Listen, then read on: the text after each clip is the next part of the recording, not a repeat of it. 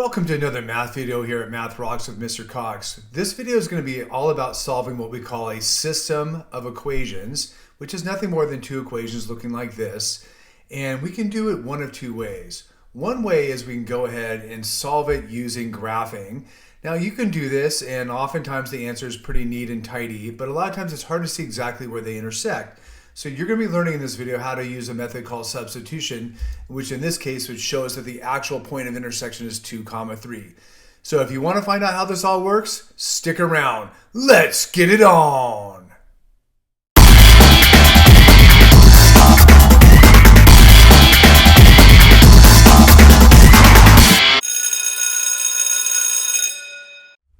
So let's go ahead now and talk about how do you solve what we call a linear system using substitution.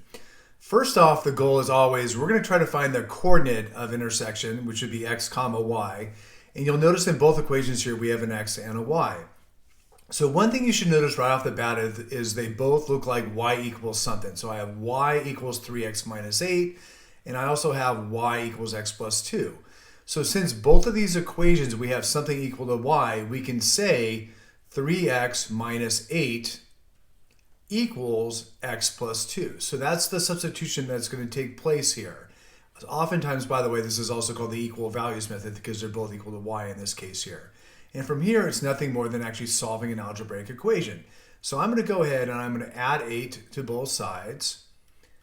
And I'm also going to go ahead and I'm going to subtract x from both sides. So the idea here is to get my x's on one side, which is, by the way, is 2x. And my numbers on the other side, and 2 plus 8 is 10. And then if I go ahead and divide by 2 on both sides, I get x equals 5. So far we have the x coordinate of this intersection. And what we need to do is find the y. Now, it doesn't matter which equation we pick. I'm going to go ahead and pick the top one here. But if we were to take 3 times 5 minus 8, that would be 15 minus 8, which would be 7. Or if I took the bottom one and I took 5 plus 2, I would also get 7. So by the way, you should get the same answer in both, and that's why it doesn't matter which one you use. So since y would equal 7, we now know our point of intersection is 5, 7. And you can always check your answer by taking each of these equations, 3x minus 8 and x plus 2, enter them into your Desmos calculator on the internet, and you get the coordinate, what we just got, which is 5, 7. And I always would recommend double checking, not only by seeing back on the other part if you get y equals 7 in both cases, but also graphing, because they should match. If you like what you've seen and heard so far, please like, comment, or subscribe. Thank you, and back to the show. Well, what if you have a system in which one equation is solved for y like it is here? So we know that y equals 3x minus 13, but the other equation isn't solved for y. Well, how would you solve this? So what we're going to do here is we're going to use our top equation. We know what y is, and everywhere we see a y down here, we're going to substitute it with 3x minus 13. So you'll see what happens here. I'm going to leave my 2x alone. Then I'm going to go ahead and say plus 3. Y is no longer y, it's now 3x minus 13. And then we say equals negative 6. So let's do a little bit of the distributive property here. So we're going to get 2x. 3 times 3x would be 9x. 3 times negative 13 would give us negative 39. And then equals negative 6. So now if we go ahead and combine our like terms, we're going to get 11x on the left side of the equation. I'm also going to add 39 onto both sides. And we all know that 39 minus 6 is 33. So therefore, x would equal 3 if you divide both sides by 11. And then finally, we need to know what y is. So let's go ahead and we can use either equation. I'm going to go ahead and use the top one here. I think it's a little bit easier with. So I know that y would equal 3 times 3 minus 13. Well, 3 times 3 is 9, and 9 minus 13 is negative 4.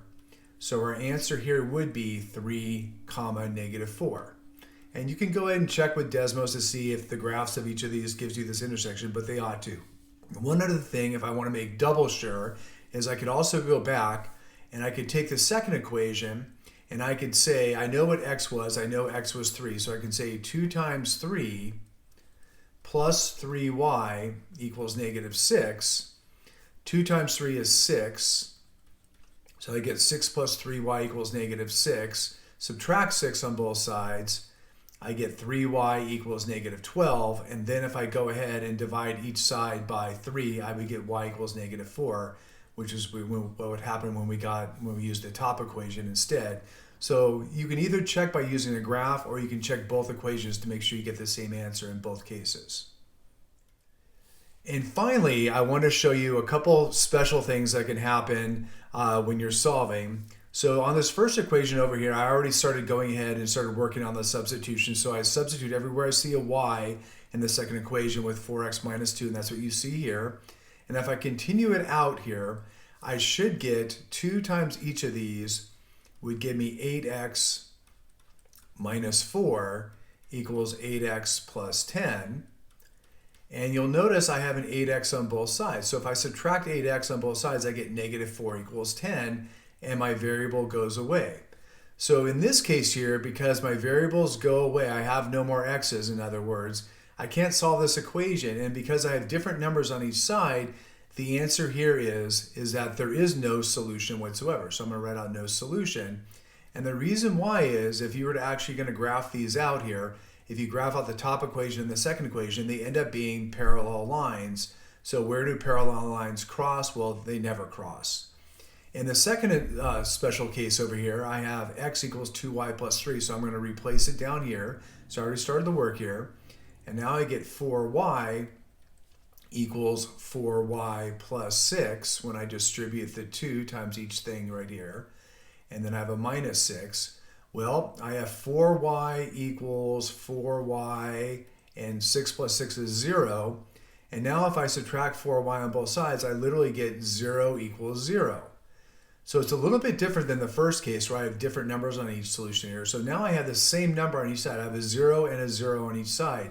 So here the answer is actually there's an infinite number of solutions.